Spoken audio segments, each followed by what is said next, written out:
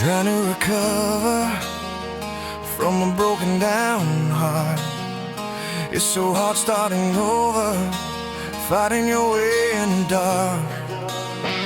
Memories of you haunt me every second of the day. They keep yelling at me in the silence they portray. Screaming in the night, wakes me up from my sleep. My eyes are soaking wet from all the tears that I weep.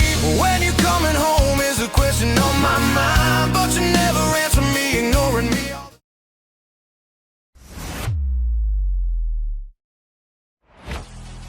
He's an excellent quarterback, and obviously he does a hell of a job in those 2-minute situations, and they've had quite a few comeback victories. 9 of the 11 games, they've come back in the fourth quarter, and so I think that he gets a ton of credit for that. Sean Payton and the Broncos win their 10th consecutive game, and now they go into the top spot in the AFC. Denver's winning close games, but this weekend, the Packers' defense comes to town. It ranks 6th in points allowed and 5th in yardage.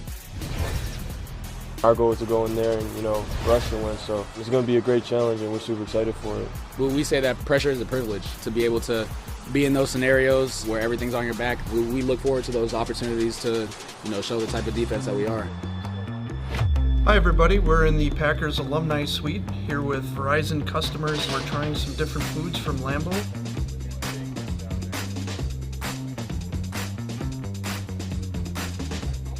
We've got some nice frigideras with maple bacon aioli, all made from scratch. House-made crab cakes, tenderloin au pois with truffled fingerling potatoes, apple salad with roasted beets, and then cheesecake. And we're having a little bit of fun with some molecular gastronomy and doing some strawberry caviar to go along with it.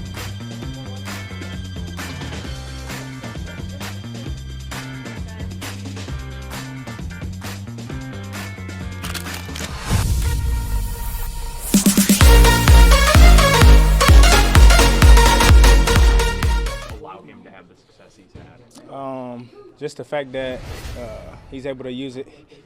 I actually compare it to last week when we played the Bears with Caleb Williams.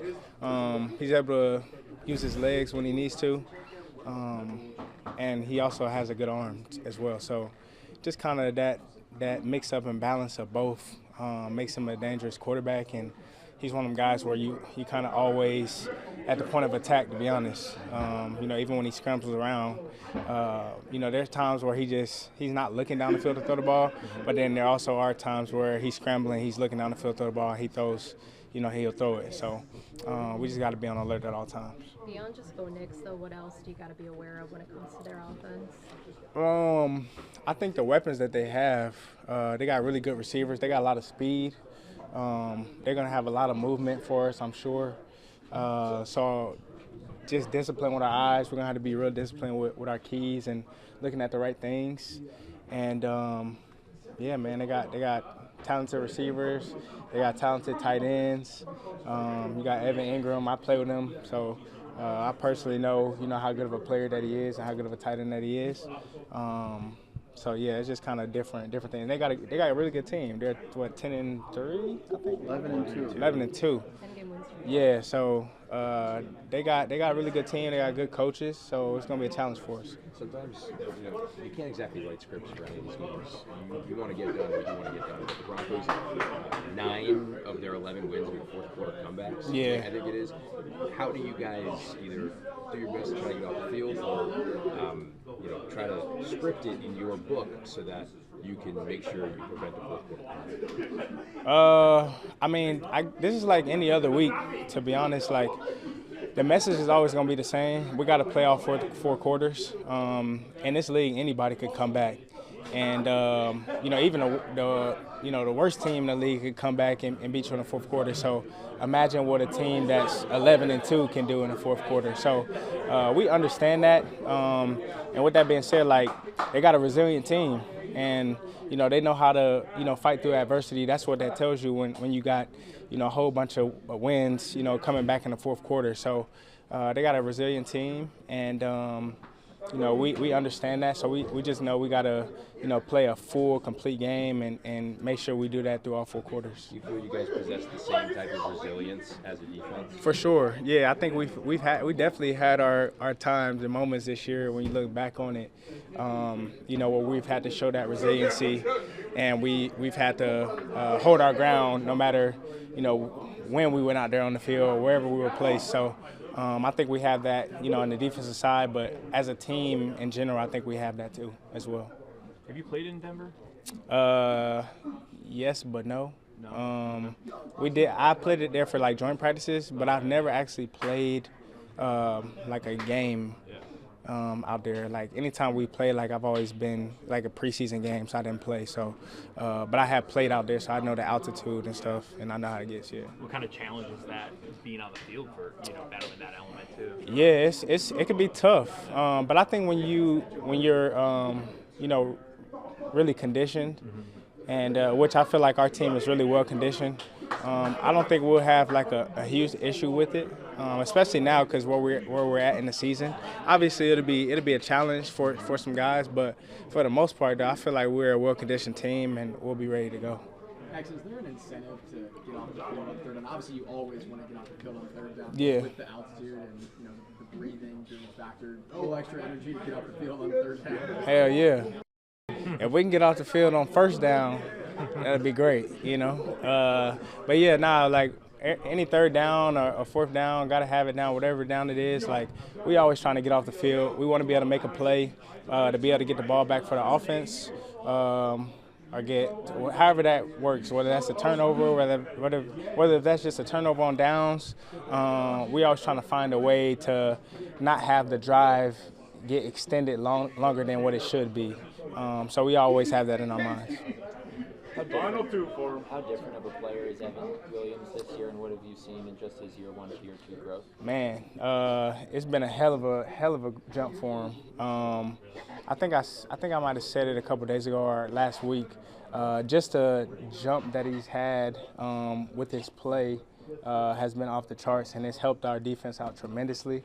And it's also given you know, the guys in the back end, the safeties, the DBs as a unit, the ability to be able to move in different places and you know, play in different spots. So that's always good when you get a guy that can come in and play how he's played, and it gives freedom, you know, for everybody else. It gives me more freedom to be able to move around, and so we love to see it, and he's going to continue to keep striving and getting better for sure. This stretch that you've had, obviously, you know, 3-0, the last 3 games in the division, took down what was the number 1 seed, now going up against the AFC number 1 seed. What would it mean to get a win, and what does that do for this football team to know that, hey, maybe confidence that you're one of the best in the league? Yeah, I mean, it's definitely a playoff game. Like you said, they're the top team in the AFC.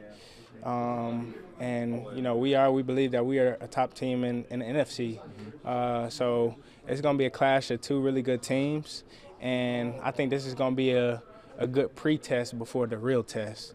So we're preparing ourselves that way. And we know, you know, how much this game is going to mean moving forward. You know, we're just setting the tone of who we think we are. And, yeah, it's going to be a good one. Altitude training at all to kind of know what you're getting into this week? Oh, no. To be honest with you. No. But, you know, I just hear about it through, like, some of my NBA friends and things like that, how the difference between going to Denver and especially in the finals. So it's pretty interesting, but I'm excited to see how it feels. You got to experience things once, and this would be something cool to experience. Like, obviously, you don't go up against their defense, just like quarterbacks don't go up against each other. But when there's 2, like, premier defenses in the same game, is there some, I don't know, challenge the right word, but is there something where you want to, hey, show that we're maybe better than them? Or? Yeah, I mean, there's always a certain pride when you're playing against another, whether it's another good rusher, another good defense. I'm pretty sure even QBs, you know, when there's a debate about MVPs and who's going to be the best quarterback today, that's going to win the game. There's always those type of pressure that you put on yourself to outperform the other defense or other players. So, you know, that's definitely going to be involved in this game. I know they got some really good guys over there, and I'm excited to see whose front's going to play better. If you guys discussed this week that you see this Broncos team, they're in games, and then fourth game, I mean, they put up 33 in the fourth quarter against the Giants, all on offense. You discussed that it's going to be a 4 quarters game against this team. Yeah, I mean, we know it's going to be a fourth quarter game, but, you know, I think at the same time, we're not the Giants. And any other defense they faced this year, they ain't have us, so they ain't play nobody. I don't think they played anybody like us outside of Houston. So, you know, and, you know, we played a little bit different of a system than Houston. Houston plays more as an attack front, and does different variations of how they run their defense. So, you know, I'm excited to go and see what we do against this team. Piggybacking off that, though, I know you were maybe a little frustrated after the Bears game with them scoring on 3 straight drives in that second half. Mm-hmm. So how do you just allow a team not to be able to get back in it like that? You know, we have to do a better job being off the field, going back-to-back 10-plus play drives. Obviously, that weighs in on you, and I think they saw that, and you know, I think guys started getting a little winded, a little bodied. You know, it's a lot of that was a real physical and body game, and I think it started getting a toll on a couple guys. But you know, at that point, after experience, I just feel like, you know, some guys built a callus. You build a callus after going through it. So, and I mean, it's something we've been experiencing all year: long drives, making teams earn it. And, you know, they earn it. But we just got to limit the explosive plays. What have you seen from, you know, Bo Nix, a young quarterback, but he seems like he plays with a lot of confidence? Mm-hmm. He does. Since, you know, he came into college football, I remember him coming out, being like the first QB ever to start as a freshman at Auburn. Like, you know, he's always been an impressive player. And I think, you know, he's taking a big jump year 2, how he protects the ball, not taking sacks, getting rid of the ball. So it's going to be a very challenge for all of us. And I think Sean Payton's doing a hell of a job coaching them and putting him in better situations to use his skill set, whether it's his legs in the run game, legs in the pass game. So, you know, we got our hands full. Michael, when you watched, you know, when you were in Dallas and Dak sort of kind of evolved and got better and better, Mm-hmm. do you see similar progression with Jordan? I know it was your first year playing with him. Yeah. But having watched him from afar and now seeing, where do you see him having taken his game to the next level?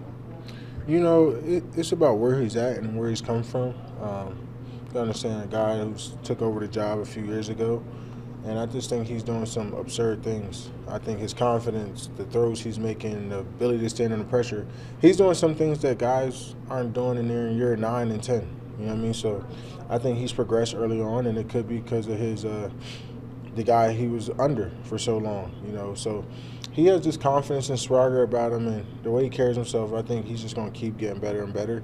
And even the things that, you know, him himself, he's like, man, I leave some things out there that I really want to clean up, and I think he's going to start, you know, getting those opportunities too. Are you of the belief that, you know, great players make their legacies in the playoffs? Like, is that something that you think, or is it, you know, I mean, he's had a little playoff success, but I'm sure he's looking for more. You know, it's very hard because you could be a great player and never be on the playoff team, and you can never have a winning season. You could be a really good player and the team kind of just holds you and they have the rights to you, so you're in a bad situation. So it kind of takes away from how great a person could be given the opportunity. But, you know, I would say I think you can always have a good legacy, but I think legends are made, you know, in the playoffs. Like, I think you look at Brady, I mean, he's a legend because it's rings, Jordan, rings. It all comes down to making it to the big game, winning the big game. When you think of the legends, that's what it comes down to. The Shaqs, the Kobes, that's what separates from Reggie Miller and, you know, all those other guys who, you know, come close to Barkley's. So, you know, you can have a great legacy. I mean, look at Charles Barkley. That's one of the greatest legacies in basketball. But, you know, the championship, that's kind of what, you know, people care about. When you lose that big game, that's what it comes down to. So you got the legends and you got the legacy. So I think they're two different places in the sports world. Micah, speaking of legends, you've been compared to Reggie White many times. Just what goes through your head when you hear your name next to his? You know, it's honestly a blessing. You know, I've been compared to Reggie, the LTs, the Derrick Brooks, you know, pretty much any of the greatest players you could think of. And, it's just always a reminder that, I got to find a way to keep creating my own name, my own dynasty, and making my own path. Obviously you take the blessings, the good with the good, and the bad with the bad, but at some point you kind of want to separate and be like, okay, he made his stamp, his legacy here too. So, so that way the next person that maybe get traded or come here, they'll be the next Micah, and that'll be the comparison. So, I think that's always the goal. Okay, so I've been here that long. Reggie would line up over the right tackle, give him a shoulder, then put the club or the swim move. I was watching your game last weekend, rewatching. It's amazing how often you get past your blocker with just your hands. Did you learn that early on, that you can get this done without having to use a shoulder pad? Just your hand movement on guys? Your leverage? Yeah, I would say it's so hard to explain. Like, some of it's God-given, and some of it is just anticipation. And I would just say it comes down to who's going to throw the first punch. Like, I look at it like a boxing match when I'm with these guys. Are they going to throw their hands? Are they going to let me punch them? How are we going to play this game today? But I always got to come forward, and I think that's what makes me different. Like, I might be short. I'm not as big as Reggie. I'm not as big as the J.J. Watts or the T.J. Watts or the Myles Garretts of this league, but I'm always coming forward. I'm never looking to go around. Sometimes it's almost like martial arts with you. I mean, the way I see you get past these guys. Yeah, it's creative. It's creative. I mean, there's these big dudes, but like I said, you got to take the fight to the fight. Like, I think a lot of old linemen, they want to be bullies. Like, they want to hit you late. They want to bring you down to the ground. They want to step on you. They want to hold you. Yeah. But I like, I always hated bullies. Micah, you've often referred to football as a chess match, going back and forth. You got a really veteran head coach in Sean King, great defense that we've discussed, and a good offense as well with a lot of pieces. Does this game feel like it's going to feel more of a chess match, going back and forth, a lot of strategy involved?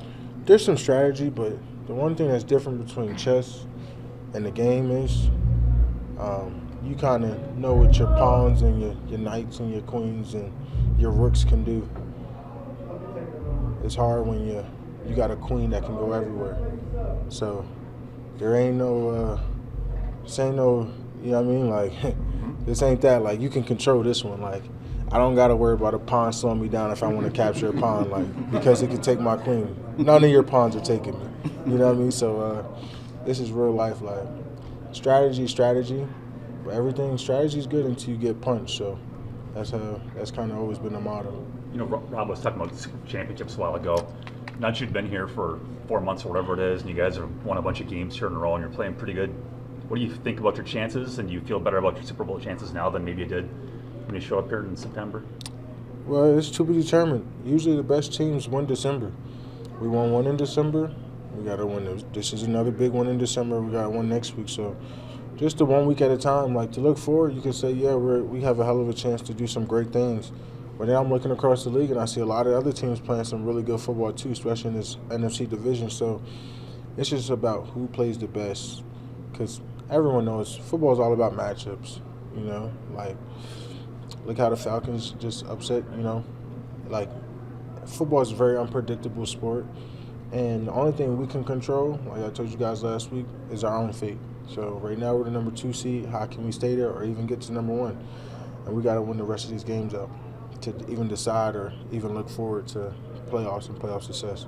Have you felt at all disrespected by media members, opposing offenses, anything? When I feel like they haven't talked about you guys being such a good defense. When you are, I feel like we just keep talking about how good this Denver defense is. But like Rob alluded to earlier, you guys are also a really good defense. Like, they also should feel pretty, respected and going. Have you felt disrespected at all? Always. We see it. We just look at it and you chart it down. I mean, this is what are they, 11-2? Yeah. It's an 11-2 team. We got a great opportunity. We had a great op against the Bears last week and their rushing attack, and I felt like we did a pretty good job for the most part. Now we have another great opportunity to go against another very good offense and do what we do best. And then, like I said, respect is earned. We're going to go out and respect it every week. If you want to run the ball, run Bulldog game, well, we got to prepare, and we're going to make adjustments for that. So we'll be prepared come Sunday. You're an NBA fan, so you know some guys embellish to get foul calls. Mm-hmm. Do you think has that ever crossed your mind to try and get a holding call to embellish, because you don't really do that right now? Because you can embellish and still get 20 in basketball. You can embellish and have 0 sacks and 0 pressures in the National Football League. So that's why, I think fans prefer to watch football than basketball, because you actually can play through contact. We're not flopping, and this is a physical sport for a reason, so you'll never see that out of it. You just said, in terms of where this team is, in terms of competing for championships, you said it's still to be determined. But you look at this stretch of games, you got Broncos sandwiched in between the Bears and plus the rest of this stretch. Do you feel like the way the schedule will play out, it'll show you, what this team is when it's all said and done? It'll show you our weaknesses, our strengths. Where do we need to get better? Where can we solidify our roster to make this last push? It's coming closely, but we're playing against a lot of playoff teams. I think we played a playoff team since week 4. The Panthers are now in the playoffs. They're leading their division. So, the teams that we lost to are championship teams. The Eagles are winning their division. The Browns, they're still a good team. They give every team a fight. Things sometimes just come up short, but these teams is very good teams. I think we played a damn near playoff team almost every game this season. At least a caliber of a team. Cowboys are right there. So, we've been tested and tested. We're getting guys healthy. We're getting guys back. So we're going to see where we're at the end of this. Denver Broncos are hosting the NFC second-seeded Green Bay Packers. Oh, man, Willie, this is a very loaded game, but you have faith in the Packers down the stretch. Yeah, I think a win over the Broncos validates them. You have to win against the elites. And I've talked about having a quarterback and defense this time of year. You do need, if you want to make a deep run in January. They have it. I also like what the defense has done for the Packers. They impose their will. They're able to get after the quarterback and make their presence early. Jordan Love doesn't get enough credit. For some reason, people are like, Jordan Love is just a guy. No, he is the guy for Green Bay. He's been playing as a top 10 quarterback thus far, especially starting since November. So I don't know why people don't give Jordan Love enough credit, but I love him, and I think Green Bay is hot. I see them beating the Broncos. Great game. This makes me think of Favre Elway, Rodgers Manning. If the Broncos win this game, they'll go 12-2. It's a very good Packers team. It's like they are real Super Bowl contenders, not just a good team with a young quarterback and a good record. Awesome game. Well, yeah, you got Jordan Love, you got Bo Nix, but the best thing about this whole game is it's in Denver, and I hope Bootman is over there. I want Bootman to be over there with the Bootman Brigade, pounding on the railing with his boots. So shout out to the Bootman. Actually, if we don't see him, it's because the Broncos offense was exciting and not boring, because he said the whole reason he was pounding his boot that day was because he was trying to put some electricity into the... You have a breakdown of what we are seeing from the Packers defense. What are you liking from them? Well, I like the way the defense coordinator, Jeff Hafley, is using Micah Parsons. Remember, he came very late to the program. So they've gradually worked him in. You can still see Micah in his normal positions, but they're moving him around to take advantage of his rare skills in being able to chase. So they've just gone through the division and beaten all the teams in their division. But you watch him here. You leave Micah Parsons one-on-one against anybody. Taylor Decker, he's going to win. He's going to win a high percentage of the time one-on-ones. He can play either side, right side or left side. We see him in those positions here, Judy. Here he is against the Bears, right? And this is his strength right here. Once the quarterback, in this case Caleb Williams, he leaves the pocket, nobody chases the quarterback down like Micah Parsons. In fact, Caleb can turn the corner on almost every pass rusher in the league. But he knew that was Micah right there. And he pulled up and he said, it's better just to throw the ball away and live to another down. Now, you can slide your protection of Micah. You can take the back, DeAndre Swift, and put him over there. You can key on him all you want. Chip him with Cole Kmet. Slide the line all the way to him. He's going to find a way. It's like grabbing Jell-O, Judy. Like he's going to come out of someplace. Now, this is what Hafley's doing, though. When you get to third downs and sometimes other downs, like watch David Montgomery. He's looking for Micah right here. So he's going to go over and chip him. But even with the chip, he's used to that. He still beats the guard, and he gets Goff down to the ground. And here against Minnesota, like he's got freedom. There's structure around Micah to let him go freelance. Go let him go win where he thinks he can win. In this case, he runs the center over. J.J. McCarthy barely gets out of the end zone. And then you see this a little bit. You'll use him as a decoy right here. Like right now, Drew Dalman's going to slide the line to Micah Parsons. They're all going to slide his way, and as a decoy, he's going to drop into coverage. And when he drops, they're going to overload the other side. And so they're going to get the same effect that they wanted to move the quarterback off the spot, to get him running without him. But because he's such a dynamic player at the line, you have to account for him. You can use him in a decoy position like Chicago just did, or like Green Bay just did on that last one. So you're seeing him in a variety of spots, taking advantage of his rare talents, and probably playing as good a football he's ever played up there in Green Bay on a really, really good team, which should be a great game featuring a lot of great pass rushers in Denver this weekend. Like grabbing Jell-O. That is about the best description imaginable of trying to block Micah Parsons. He's going to slip away from you somehow. Baldy, thank you. For Green Bay doesn't get any easier. They head to the city a mile high in the sky this week, riding a 4-game win streak that has them in first in the NFC North. 3rd and goal. It is Jacobs plowing up the middle. Josh Jacobs is in. Touchdown Packers. It's a battle of first place teams then, because Denver sits atop the AFC West, hottest team in the NFL, having won 10 in a row. Nix, he's going to run it this time at the 5. Nix is in! Touchdown! Division leaders with home field aspirations, both with tough roads to finish off the year, too. Which offense is going to do enough against these defenses? Denver at 4th in points per game, holding teams to 18 per contest, had no trouble keeping the Raiders to 17. 3rd down and 7. Here comes the blitz again. Gino nearly intercepted. Broncos, the hardest team to move the sticks on. Packers defense holding teams to 19 a game, 6th lowest, held Chicago's high-scoring 0-21 points in last week's big win. Packers send the house. Williams in trouble. Back foot throw to the corner, and he throws it away. Packers came up with the big pick of Caleb Williams to seal the game, also held him to 186 yards on 5.3 an attempt to a 76 rating. Throwing, it is intercepted! Keyshawn Nixon and the Packers will win it. Only one of the last 6 quarterbacks they've taken on has thrown for more than 205 yards against them. Bo Nix averaging 227 a game this year. Only 212 versus the Raiders, but 31 of 38 passing. Nix on 1st down, and that's the first catch of the season in a Broncos uniform. No TDs, no picks last week, only 5.6 yards per attempt. Longest pass play they had was 15 yards. Offense only accounted for 17 points. That's the 4th time in their last 5 they've finished with less than 23 points. Nix, end zone incomplete. Tried to squeeze one in a tight window to Courtland Sutton. Nix took 3 sacks last week. First game he's taken that many all year. As Bo Nix is taken down. Max Crosby in on that play. Bo threw 38 times, so ratio-wise it wasn't terrible. Green Bay only sacked Caleb once. He's a slippery sucker, but Micah and Rashawn loom, of course.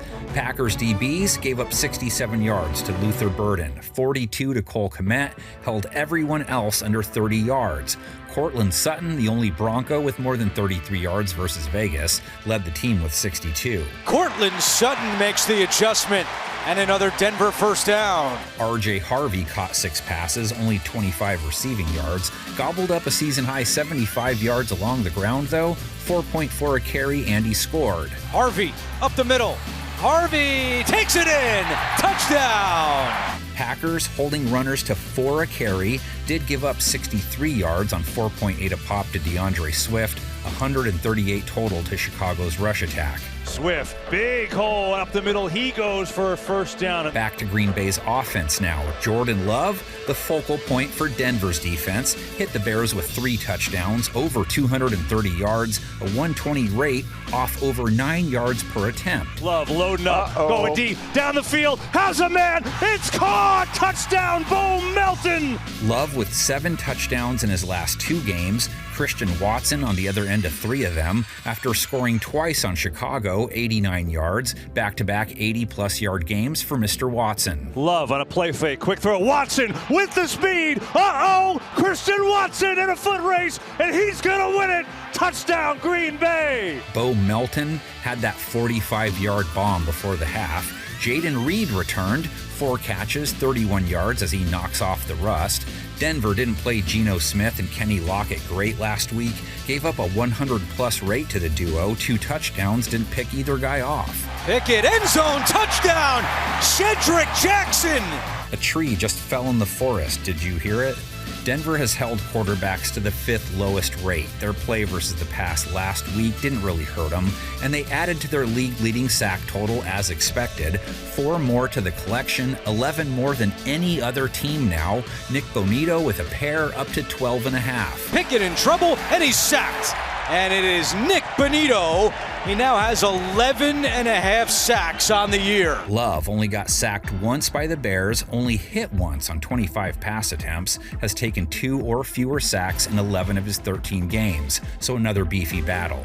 As is Denver's rush defense versus Josh Jacobs. Jacobs ran for 86 yards on 4.3 per handoff. Week 14, he scored. Get to the outside, Jacobs. Can he get there? Sweat denies him. He breaks through! Josh Jacobs! How did he do that? Only 3 teams harder on running backs in 2025 than Denver, holding them to 3.8 a carry after holding Ashton Jeanty to 3 a run. Back to Jeanty, and again stood up. That is Alex Singleton coming across the line to make the tackle. How did he do that? This is a new school YouTube NFL classic. Good Sports versus the Grossi Posse. Those boys are going to have a good time dual streaming this bad boy. Packers trail the Broncos by 1 all-time. Denver up 8-7. They tied once. Not when they met in the 1997 season, though. No ties allowed for that one. What a game we're in for today. John Elway against Brett Favre. It's all there for the making of an absolute classic here at Super Bowl 32 in San Diego. With Green Bay keying on Davis, Elway's play fake resulted in a wide-open route to the end zone. Vintage John Elway there, and the 37-year-old making it happen with his legs. Broncos stands up, blitz is on its way. Atwater's got 4, ball free! Yes, sir! Denver has it! Packers jumping around, they rush 4. Plenty of time for John, now squeezes, steps up in the pocket. Elway can run. Come on, John, come on. Come on. Inside the 10, head first. He runs inside the 5-yard line. My goodness! You want to tell me the 37-year-old man doesn't want to win this game? That sacrifice, oh man. Fittingly, Terrell would crash the final yard. 2nd and goal from the 1. Davis to the end zone. Touchdown, Denver! This is it. Come on. 1 play to the championship. 4th and 6 for the 31. Blitz is on. Favre hit as he throws. Pass is going to be incomplete. Denver holds. Denver's going to win it. Oh, baby, they're going to win this thing. Are you kidding me? You can stand up and salute in Denver. The Broncos are world champions. Final score, Denver 31, Green Bay 24.